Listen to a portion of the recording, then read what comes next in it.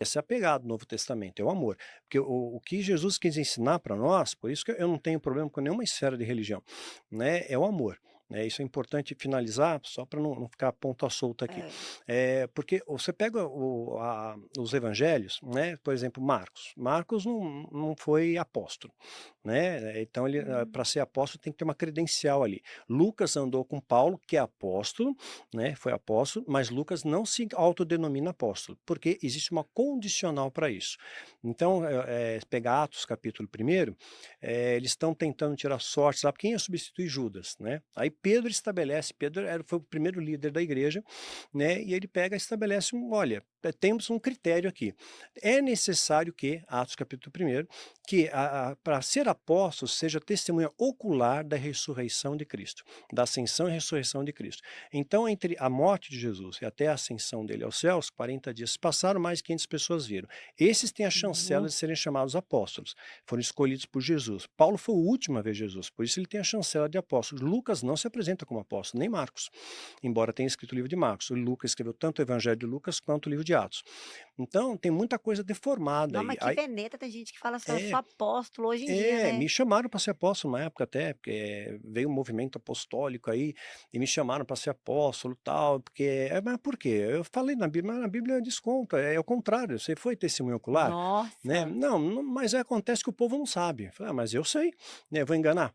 Mas aí a galera vem pra gente, né, porque assim, debaixo da cobertura pastoral não tem o mesmo poder que a cobertura apostólica, né. Então começou aí apóstolo, pai apóstolo, querubim, começaram a se dar altos títulos aí, tem de tudo, né, No tem de tudo. vice-deus, só falta falta isso, né. Ainda Só mais em 2024 a gente tá vendo aí, né, coach com pastor, com muita coisa misturada, tá muita coisa bagunçando nossa misturada, cabeça. bagunçando a cabeça, isso É. e existe, é claro, um planejamento aí de realmente destruir os valores da sociedade, de família, de fé, de religião, de religar, religião se de religar. Então a mensagem que Jesus deixa é do amor, né, não é em momen Jesus ele acolheu todos os rejeitados ele acolheu, se Jesus viesse hoje em carne, né, ele seria expulso da igreja em nome de Jesus, por mais paradoxal que seja, né, porque ele agiu diametralmente oposto aos valores da época, ele acolheu todo mundo que era rejeitado, né, e ele quebrou paradigmas, o nosso Consolador chorou, aquele que nos dá um jugo leve e suave, precisou de ajuda para carregar a cruz, o nosso libertador foi preso, então ele mostra que nós precisamos de uns dos outros, né, então ele veio promover a unidade, e ele deixa claro, por exemplo, na parábola do samaritano, do bom samaritano, os judeus não gostavam do samaritano porque eles tinham se misturado com outros povos, mas aí Jesus, ele honra o samaritano, em detrimento, passa, lembra a parábola, Lucas 15, né, passa, toma um pau lá, o cara é assaltado, toma a surra dos bandidos, passa um sacerdote, nem aí pro cara, passa o levita, nem aí pro cara, e vem o samaritano e cuida, e Jesus fala: "Samaritano, olha para ele", né, ele aos olhos de Deus, né, eu colocando Jesus aqui, mas vamos escalonar maior, aos olhos de Deus, ele está vendo seu coração, sondando seu coração. Então o samaritano ele foi superior ao sacerdote, superior ao levita, né, porque ele fez algo bom, ele viu o coração, Deus viu o coração. Quando pega a parábola, por exemplo, do fariseu e do publicano, que vai lá no templo para orar, o fariseu bate a mão no peito e fala: "Ah, eu sou dizimista, né, eu oro, eu faço e acontece, eu faço jejum", né, e esse publicano lá no fundo, que era o cobrador de impostos, né, também não gostavam deles, né, eram contratados pelo império, para cobrar impostos dos próprios judeus, e muitos enriqueciam, como Zaqueu.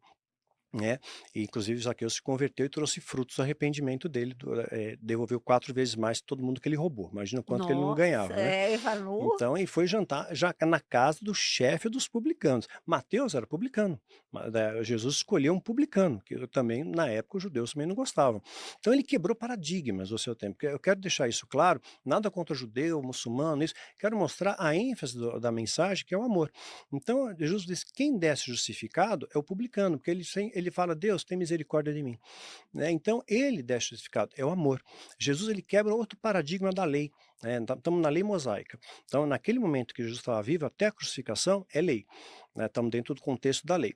Aí Jesus está ensinando, João capítulo 8, vem uma mulher adúltera pega em flagrante em adultério, e pela lei mosaica ela tinha que ser apedrejada, né, e aí eu pergunto para Jesus: "E aí?" O que a gente faz? Apedreja ela ou não? Ele começa a escrever na terra, Essa né. parte é linda. A minha inferência é que ele escreveu o pecado daqueles caras, né, "Você é ladrão", e põe a setinha ainda dizendo quem era, né, você também faz isso", né.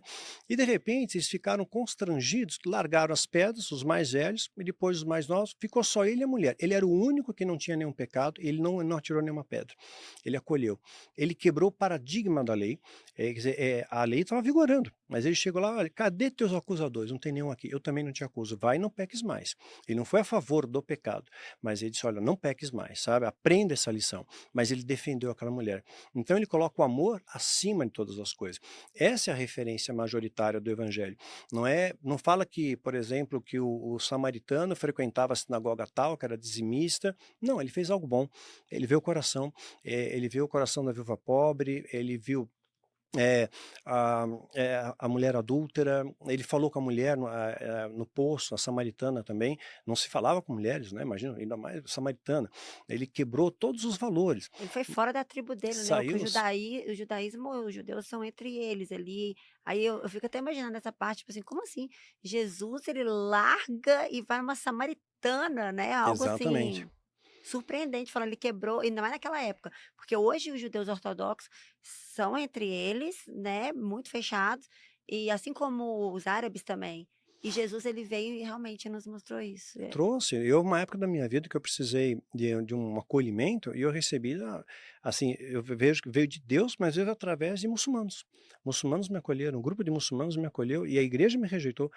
Quando me converti, a igreja muitos não acreditaram, acharam: "Ah, você é satanista ainda", Eu ia te fazer né. essa pergunta. Né, "Você é Nós satanista vamos chegar ainda", nesse ponto aí, eu isso aqui, tenho uma né. pergunta E eu disso fui aí. muito acolhido por um grupo de muçulmanos, assim, foi surpreendente. Hoje eu tenho amizade com muçulmanos, O Banda?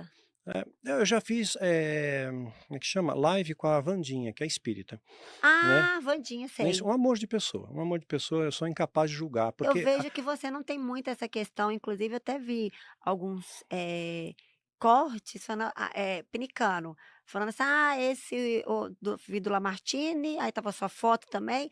"Ah, o Daniel é tudo do amor e não posiciona". Eu queria depois até entrar nessa pergunta, porque é tudo do amor, porque eles falam que a gente tem que posicionar e cobra muito essa posição de vocês, e essa questão também do pecado. Mas antes de eu fazer essa pergunta aí, que eu tenho que dar essas duas, né, até para uhum. esclarecer que vai ser muito Sim, sim, isso é legal. importantíssimo esclarecer. Eu achei muito, no início você falou que esse senhor sentou ao teu lado e você falou dessa linhagem. Eu É, acredito que existe uma linhagem até hoje da raça pura, até por causa de Hitler, e nós vimos agora no que está vendo nesse conflito aí, né, nos outros países, sim.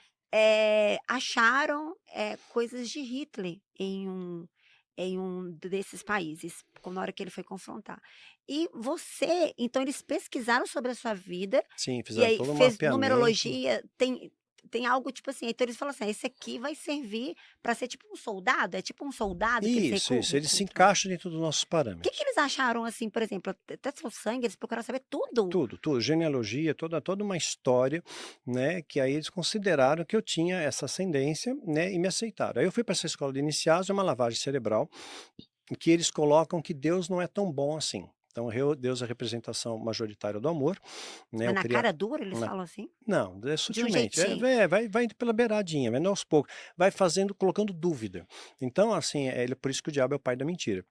Então ele não te conta necessariamente uma mentira absoluta, ele te conta a meia verdade, né, aí vai ficar mais palatável você aceitar a mentira. Então vamos gradualmente, se Deus é bom, por que que lá no Velho Testamento Deus pega, manda matar um povo inteiro, mulheres, crianças, animais, quer dizer, cadê a justiça de Deus? Quer dizer, o que que a mulher fez? Né, a guerra era entre os homens, matar até criança, então Deus é mau. Por que que na África as pessoas passam fome? Eu escutei isso muito. Um Deus é monte de bom. coisa, coloca esse peso, né, da justiça de Deus e tudo mais. Mas, quando você estuda, e por isso é importante conhecer o contexto histórico do momento, né. Quando eu falo das guerras, antigas, tal, né, os judeus atacavam outro povo e matavam mulheres e crianças, por mais paradoxal que seja, era um ato de misericórdia de Deus, porque uma cidade sem exército, sem homens para defender, as mulheres seriam escravas sexuais, as crianças seriam estupradas, seriam escravizadas. Então, mata todo mundo, era um ato de misericórdia de Deus, por mais paradoxal que seja, olhando de maneira mais profunda isso, né, senão o sofrimento deles seria muito pior. muito pior.